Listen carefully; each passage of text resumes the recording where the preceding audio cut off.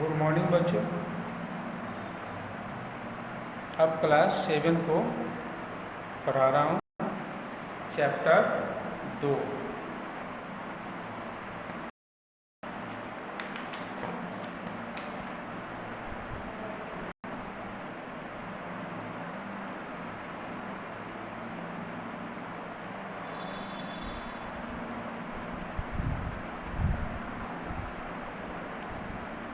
Chapter 2 में वर्ण विचार है।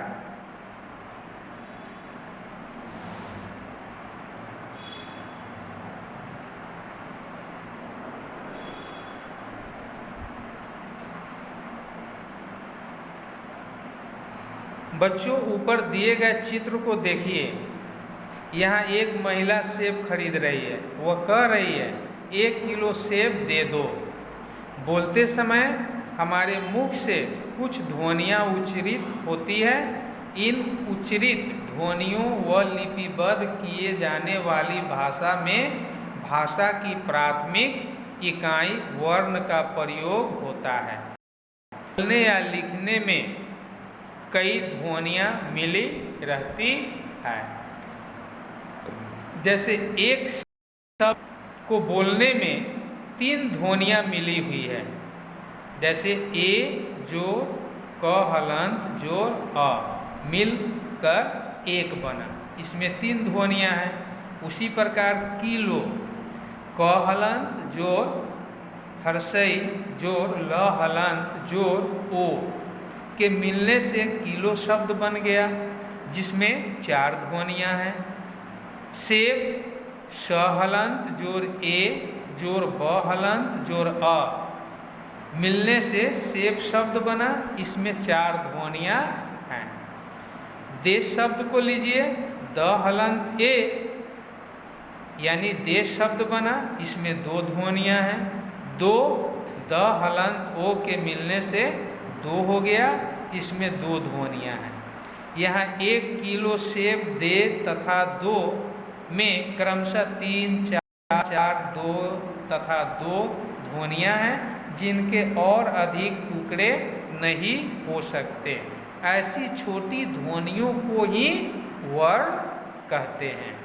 अतः वर्ण भाषा की सबसे छोटी इकाई है, जिसके और टुकड़े नहीं किए जा सकते।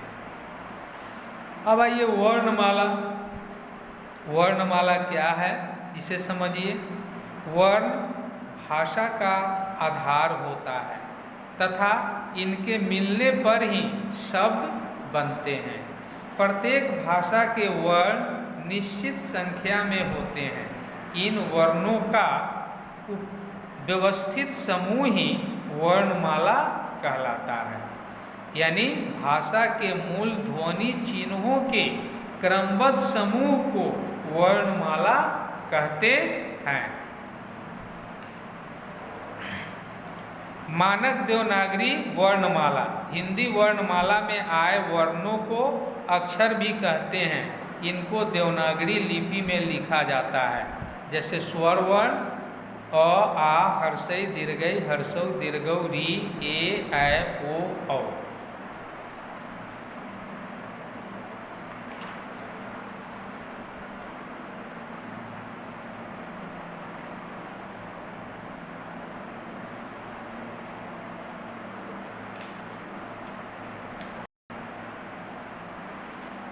अयोगवाह।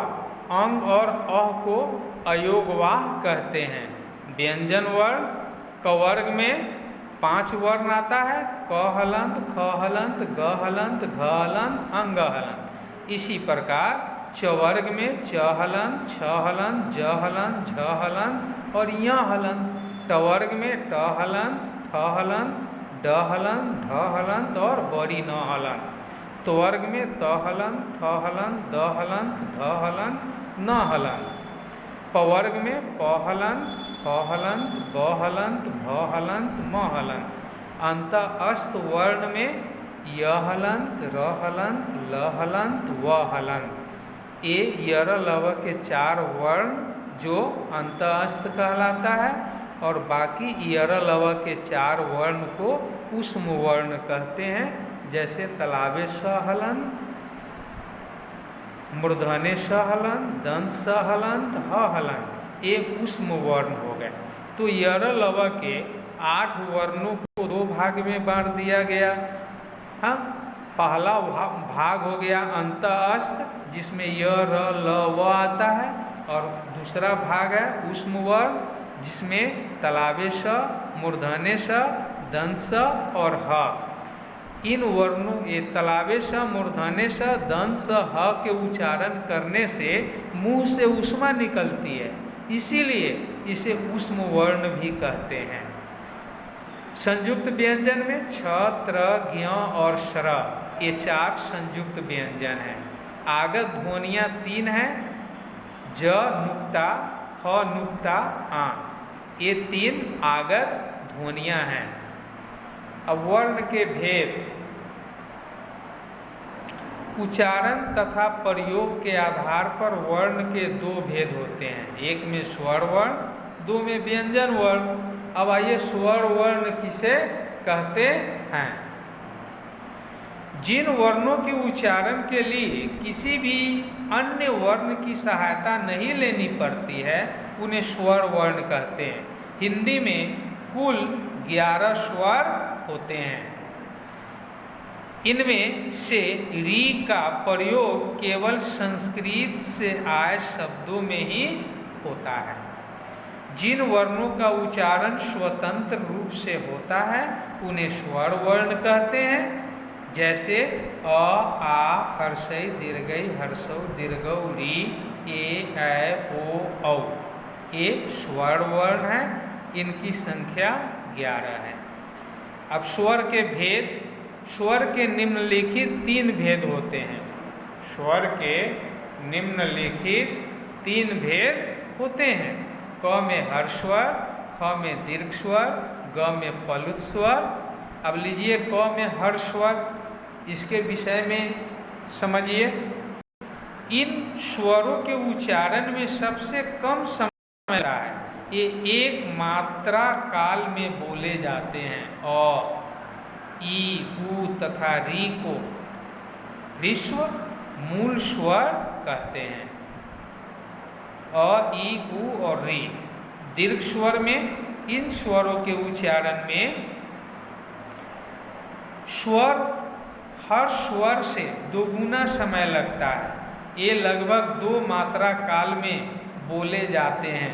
जैसे आ, दीर्घई, दीर्घौ, ए, ऐ, ओ तथा औ को दीर्घ स्वर कहते हैं, क्योंकि इसके उच्चारण में हर स्वर से दूना समय लगता है। ग में प्लुत स्वर। जिन स्वरों के उच्चारण में हर स्वर से लगभग 3 गुना समय लगे, प्लुत स्वर कहते हैं। लिखते समय इनके आगे ई का चिन्ह लगा दिया जाता है। यह उच्चारण समय का ही संकेत करता है, जैसे ओइम, राइम आदि।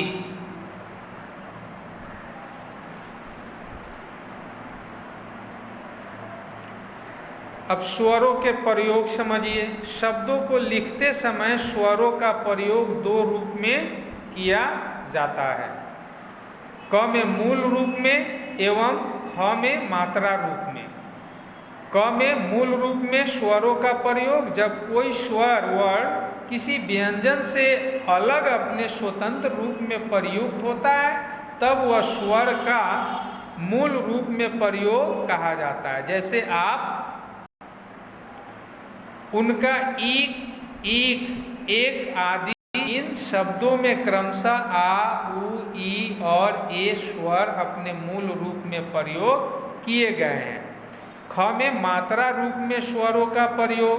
मूल रूप के अतिरिक्त स्वरों का प्रयोग मात्रा रूप में भी किया जाता है। शब्दों में व्यंजन के साथ स्वर को मात्रा चिन्ह रूप में जोड़ा जाता है, जैसे चीता, कुम्हार, पूजा, गोल आदि। इन शब्दों में प्रयुक्त स्वर चिन्ह मात्रा के रूप में है। अ की कोई मात्रा नहीं होती। अन्य स्वरों की मात्राएं और उनके प्रयोग इस प्रकार है। इस तालिका को देखिए और इसे समझिए। कल मैं व्यंजन वर्ण पढ़ाऊंगा। धन्यवाद।